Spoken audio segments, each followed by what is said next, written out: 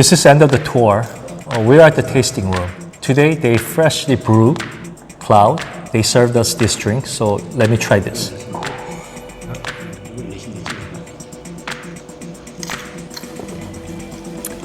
The taste of this Kloud is very full of flavor compared to the one that is sold in stores. So the only difference is the flavor is more full, so it gives you more taste. Actually, if you compare to the European beers, Korean beers tends to be lighter.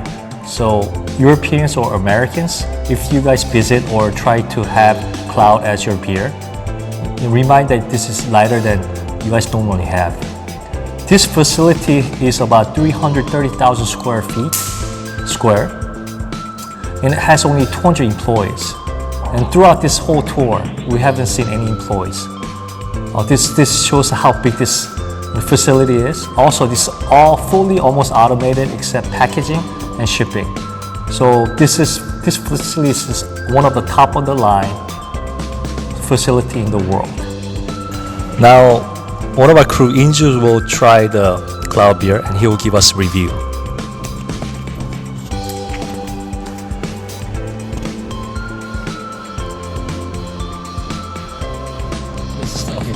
Bitter than I tried, but I like this bitter beer. And then this is fresh because it's made today, so I feel good. And then this has got a little bit more sparkling than the normal thing, and really nice. If you're visiting Korea and if you're interested in visiting this facility, please let us know by sending us an email. Then we will provide you guys the information.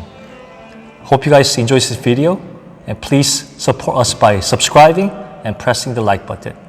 And I'll see you guys next time.